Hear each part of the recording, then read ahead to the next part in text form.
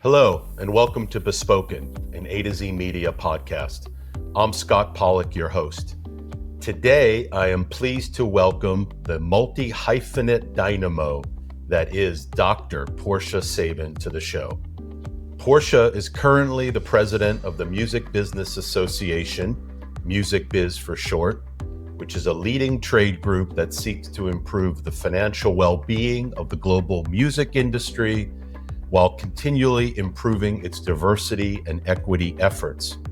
She is equally a well-known figure in music circles who earned her DIY bona fides, serving as president of the influential indie label Kill Rock Stars. And if that was not enough, she also holds a doctorate in anthropology and education from Columbia University and hosts her own well-respected podcast, The Future of What? Wow, that's a lot. Welcome. Thank you, Scott. That was a very nice introduction. I appreciate it. Yeah, I think being an artist really was very helpful in everything that I've done because I really was an artist first, and I lived through all the things that artists go through, and I had all the same perceptions and misperceptions about the industry. So I can really relate to where artists are coming from, and that's been helpful throughout my whole career. What was some of those like initial kind of impressions that you have? I mean, did you have any exposure growing up to the music industry, or was it just something that was done in faraway places that really had no direct connection? Yeah, I had no idea. I didn't know anything about the music industry. I just knew music, and I grew up in the 80s. So, of course, really music was radio until MTV. And then it, blew the lid off of everything. And we just thought, oh, this is fantastic. But I think the biggest misconception that artists think is that somehow things just happen overnight. There's this, you're just sitting there playing your instruments and all of a sudden someone comes along and says, you're the next hot thing. There is always a gap between thinking that you have to work hard. The hard work kind of disappears. We feel as artists that we're working really hard, but I think it's that artists aren't always working smart. They're not putting the energy in where it needs to be put.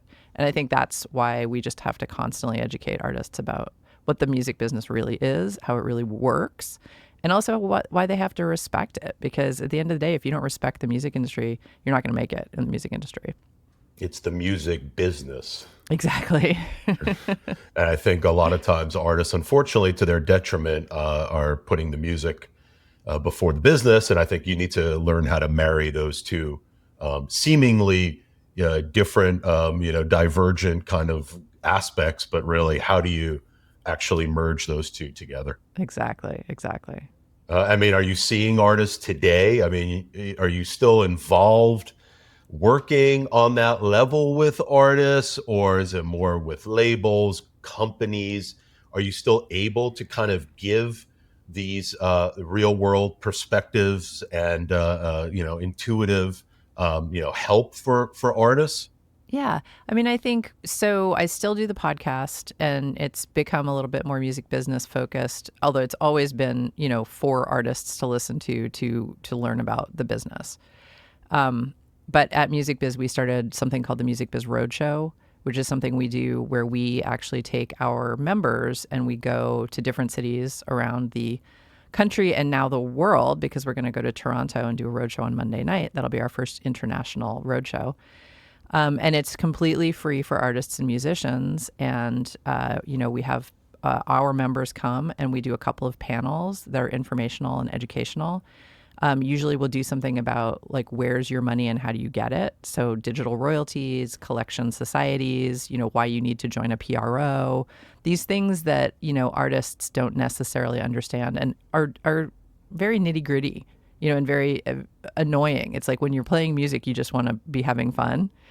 Someone once said that the reason that people like to play music is because it feels good. And I was like, yeah, that's absolutely true. That's exactly why people get into bands, because it's super fun. Feels good.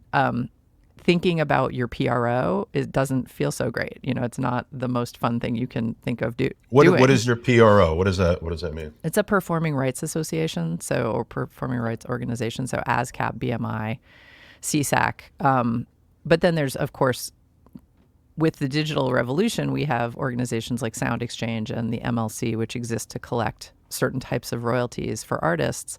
And as soon as you write a song, record a song, release a song, there are these buckets of rights that you have, and artists need to learn about those rights, and especially if there's a royalty attached to it, because you also need to know where you can go to collect those royalties.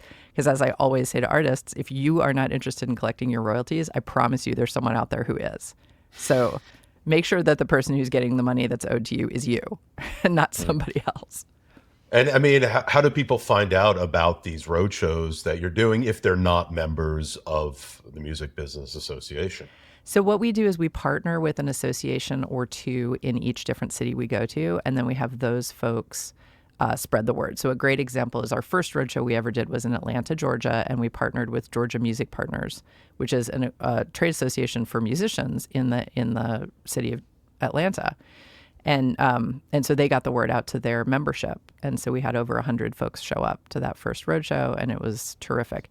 We did the same with Music Portland when we were in Portland, Oregon, for example. They are also a trade association for musicians in that city. You know, when I was running Kill Rock Stars and I lived outside of Portland, Oregon, I was the first chair of the board of Music Portland.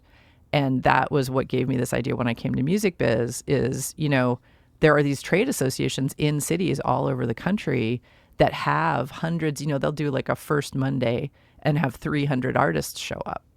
And so it's like, let's partner with those organizations in each city to get more education in front of those people than the local association can bring themselves, because we have a wider, broader membership. So, you know, we can bring someone from Spotify, someone from Pandora, someone from, you know, Sound Exchange, whatever organization is the artists need to hear from. We can bring those folks. And at this point, I'm hearing rights, I'm hearing digital. What role does the physical, you know, certainly our world touches primarily upon the physical. What role does a physical media, physical product have for artists at all stages of their careers, but certainly as a beginning kind of artist learning the business as it exists today? What role is there for the physical product? I think the funny thing is that artists always want physical, no matter what. I mean, there may be a few genres here and there where that's not their first thought, but it's certainly in the world of, you know, the independent label world that I came from, alternative music, punk, singer-songwriter. They all, you know, artists want a piece of vinyl, right? They want to be able to hold what they produced and give it to their mom. It's very important. So, you know, physical is still a huge part of the equation. And I think, you know, we have definitely got a very active group that's part of Music Biz.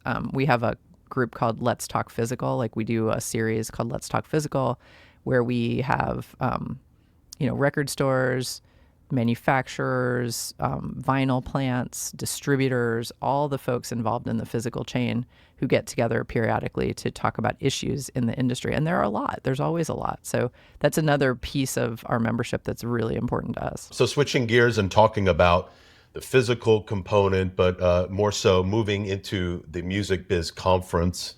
I know it's coming up in a few short months, and I know it's grown really tremendously under your leadership. I believe you took over Music Biz Association about 5 years ago. Is that pretty much correct?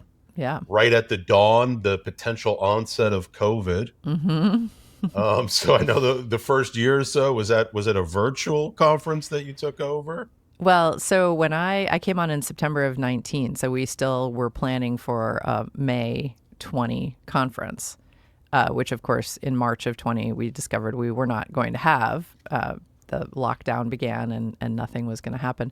So we really had to pivot. And in a lot of ways, it was really good for me to be coming into the organization at the very beginning, because I was able to just put my own stamp on everything, because we had to just scrap how we had done it in the past. So that first year, we had over 70 virtual events. We held over 70 virtual events individually. We charged for those events and we got sponsorships for those events. So we were able to make enough on those events, not to fill the void of the conference, but we were able to keep all our staff. We didn't have to lay anyone off. And we were able to maintain enough financial well-being to move into the next year. And then we were eventually able to have a conference for the first time in 22. So like really the necessity became the mother of invention, and really in a kind of way going back to your DIY roots. Yeah. And really having to make it happen one way or another. Make it work. Exactly. It was great. And I mean, I'm lucky because I have an incredible staff. They were like, okay, we're pivoting. Pivot was our watchword for that first 18 months. I'm sure it was for you guys as well. Absolutely. I think everyone really had to adapt, and we all learned from it. And I see obviously you're continuing all of a lot of the virtual initiatives that you began at that point, equally augmenting that with the irreplaceable physical in-person Music Biz conference. Absolutely. Yeah, it's been so wonderful. I mean, I remember when we first were able to get back together and everyone was so overjoyed. And that's one thing about the music industry that I think is really special, is people just they really love being together. It's a funny thing, for 25 years, you go to conferences all over the world and you see each other and everybody gives each other a big hug and they're so happy to see each other. It's just kind of when people say that the music business is a business of relationships, it really is. And I always tell folks, young professionals starting out, I'm like, be nice to everyone because you don't know where you're going to see that person again in 15 years, and it might be your boss. That person may have risen to be, so just try to be kind. Absolutely. And so is there like a theme, a goal with this year's conference? Is there something that's, particularly appealing for you heading into this year's conference? Well, my favorite thing about the conference is that we did keep from the past is the programming is crowdsourced, which means we open the call for proposals in September and we take proposals from the industry through December, the beginning of December. And so what's nice about that is that we're going to be talking about the issues that the industry wants to talk about. So folks send in proposals. They are supposed to populate the panels that they suggest with different people, from across the industry. We ask everyone to be mindful of diversity and making sure multiple points of view are represented on each panel. And so it's great. We get this terrific cross-section of what it is that the industry wants to talk about. I mean, for example, 2 years ago, we got, 45 proposals about NFTs. This year, we got 0 proposals about NFTs, for example. So it's cyclical in terms of what's hot in the industry. And I think, for me, it's always so fun to read the proposals and see what people are excited about and what they're, wanting to talk about. And one thing we've definitely seen more and more over the last few years is, a concern with the well-being of people in the industry, as in terms of mental health, taking care of your staff, professional development, really feeling like, how you can take care of yourself as you move through your career. What does moving through your career look like? Where's the support in the industry for that? Mentorship, stuff like that. And then there's also this interesting angle of kind of what I've been calling workflow, which is like, how do we do what we do? And how do we do it collaboratively? Because if you think about the globalization of music these days, it's really fascinating to think about. You're trying to, release a song in 10 territories where people do not have the same language necessarily. They don't have the same culture. So that is a real marketing challenge to think about putting the same artist forward in different ways in different territories, and how do people collaborate on that and work across territorial lines. That's fascinating. So that global challenge, is that something that is adopted up by a company, or as an industry, is that something that we need to kind of find ways of doing a better job of collaborating and really trying to overcome as many of these cultural divides that exist? I do. I think that's true. And I think that's also been a new focus of the Music Biz Conference and our membership in general is, we have people from over 30 countries attend last year's Music Biz. This year, we're having delegations from multiple countries come. And we've been talking more and more about doing events in other territories. I mean, we start on Monday with this Toronto Roadshow, but to take music biz and the specific value that we bring, which is executives speaking with executives, networking and communication across between companies. Bringing that special sauce to Europe, to Asia, to Latin America. This is something we're taking really seriously in the coming years, because it is a global marketplace, and we do need to lean into that. Which seems, frankly, polar opposite with what's going on Politically, politically here right now. Absolutely. We're turning inward, but Yes. I'm hearing that really, frankly, we should be turning outward as an organization, as an industry. Yeah, and I mean, there's always challenges, right? In every industry, and this will be an interesting thing to see how the next few years goes with that political climate, because there's still a huge appetite for people to go abroad, have people from abroad come here, and collaboration and working together. The global marketplace is real. I mean, I remember when I was a kid in the 80s, to think that I would listen to a band from Korea was unthinkable. Like, the most we could is a band from Germany that sang in English, kind of like the Scorpions, right? That was like a big stretch. I remember that being like, wow, like, that's real weird. And now you have global pop stars that are representing their countries and finding real success, certainly in the U.S. Exactly. I agree. And that's also, that taps into the physical too, because I remember when somebody who runs a big record store was telling me that at Christmas time, K-pop was their number one seller on vinyl in the U.S. And that it had brought in a whole new demographic of kids to stores. Girls between the ages of 12 and 16 were suddenly there to buy K-pop vinyl.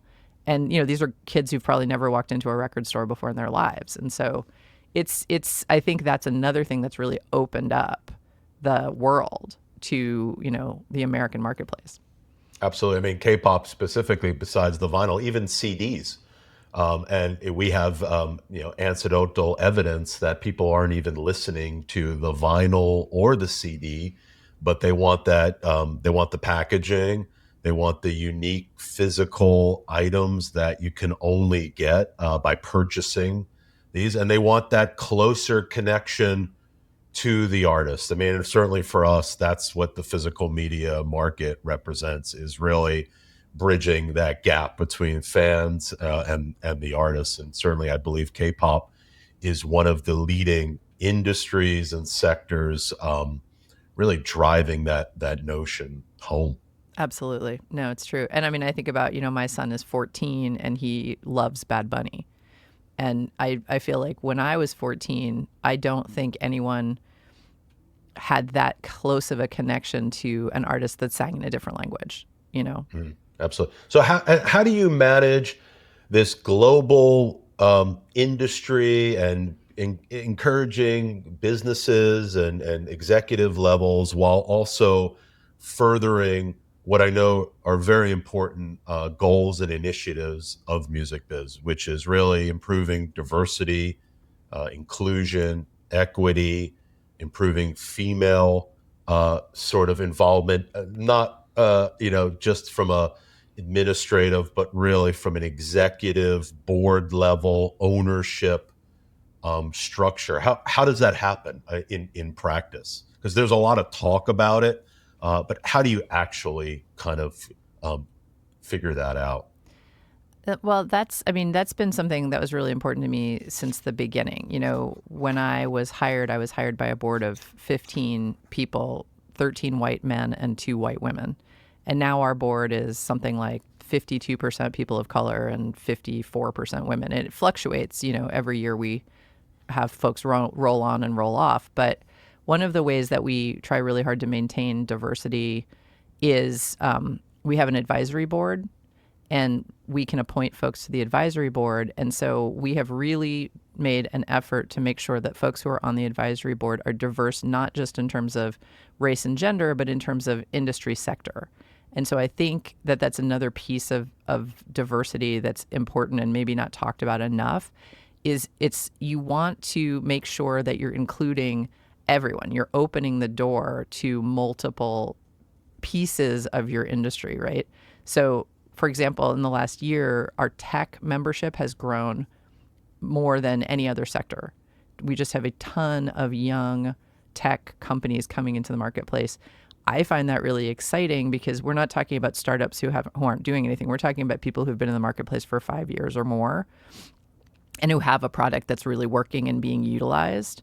And that, because those people are the ones who everyone needs to talk to, right? They need to get together with those folks. This year at the conference, we're doing startup roundtables. So we're with folks who are coming into the marketplace with young tech companies, have an opportunity to get with, investors and older tech folks and people who can give them good advice and mentorship. We're doing a hackathon there's going to be a problem, and I think it's a $15,000 prize. Whoever can hack that problem. During the conference. During the conference, yeah. And that's another fun thing, just to be distracted a little bit, is that this year I've been encouraging people for years to think outside the box and not just do panels. And this year it's really coming to fruition. There's a lot of stuff on the schedule that's not just a panel. And panels are great and they're important, but I love seeing roundtables. I love seeing problem solving, get-togethers where people say, let's just get in a room and talk about a problem. I love that. And so we do have some of those on the schedule. So you're involving different companies to work on these challenges and in hopes of solving the challenge, but more so just creating a forum for collaboration. Exactly. Forum for collaboration. Exactly. And then just also, sometimes you have to forward diversity by insisting on it. And so when I said, on our form, when you put in your call for proposals, it says you must make your panel diverse. And if it's not diverse, we reserve the right to make it diverse. It's like if you have an all-white panel, we're going to stick somebody else on there. We have the right to do that, And there's plenty of situations where, maybe four white people are the right four white people to be having that four people to be having that conversation. But our industry is so broad now. The number of great folks who have been coming up through the ranks, that making the effort to recognize those people and put them on the stage is just, in my mind, a no-brainer. Like, of course you're going to do that. And of course you're going to present those folks to a forum. Representation matters. It's important for young executives to see themselves represented in higher levels. And, we have a glass ceiling problem in this industry, just like many other industries, where there's not enough Black leadership. There's not enough, high-level female leadership. But listen, we're going to do what we can at the levels we can affect. And, the higher levels are going to have to take care of themselves. Well, it's like how, it sounds like you're more than doing this on your end with your members within the sort of structure of the conference and your leadership committees and your panels. But it's like, how do you then move that forward in a real way after the conference in trying to engineer real change within the organizations, frankly, who are your members? Well, I think a lot of it, because I remember even earlier in my life, before I was at Music Biz, when people would be like, oh, let's say there's a gap in hiring, like you need to hire an employee. And you'd be like, okay, well, how do I find someone? And then you sort of go to your trusted networks, right, to see if you can find someone. And I was like, wow, why is everyone in my trusted network white? It's like, oh, they just, I happen to know all these white people, and then they know white people. And what was really great when I came to Music Biz was I was able to expand my network and start to have other folks in my network. And then they were able to get more people into my network. And I honestly think it can often be that simple as just figuring out how to expand your network.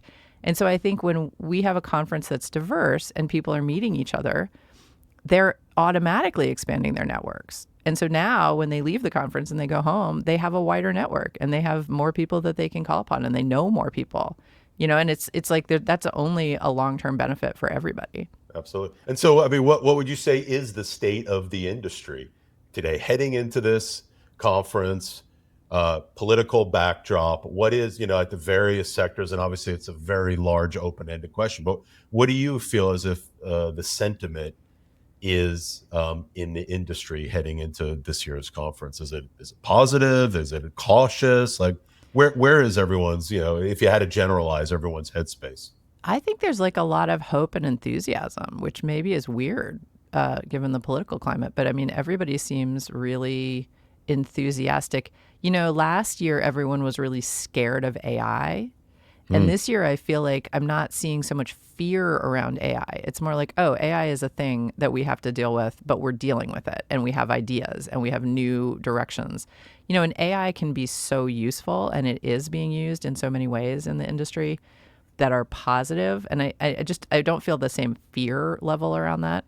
I mean, technology has always, as an industry, we've played catch up with technology always. The technology changes, and then the industry freaks out and then runs to catch up and then catches up and then organizes, and then technology usually changes again. So it's just a constant game of that.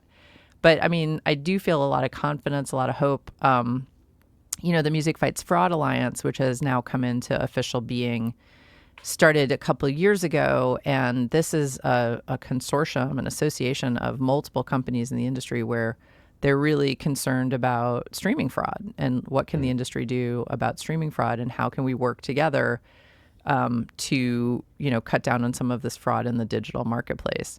And the funny thing is, there's fraud all across the industry. There's been physical fraud for years in the industry, and that's been more and less of a problem over time. But right now people are really focused on digital streaming fraud because of the pool system, because of the way that, everyone's paid via this pool, that's everyone's in together. And so necessarily, if someone's stealing some of that money, they're basically stealing money from everyone. So it really is a situation where we're all in it together. So, I mean, that to me is very hopeful for the industry, that people are willing to work together. And we've been such a siloed industry in the past where people are like, no, this is my little dominion and I'm just going to hold on to it with my claws and not give an inch. And I feel like people are slowly but surely starting to realize that, a rising tide lifts all boats. And if we make the pie bigger, then everybody gets more pie, So, I mean, I do feel like we're starting to see more of that. And there is kind of this hope and enthusiasm right now for that kind of growth in the industry that I think is cool. Excellent. Well, I wanted to thank you very much for your time and for your insight. And I wanted to wish you a very successful upcoming conference. And we really appreciate your insight. Thank you, Scott. It was fun to talk to you anytime. We'll see you soon. Okay. Take care. Thanks. Bye-bye. Bye.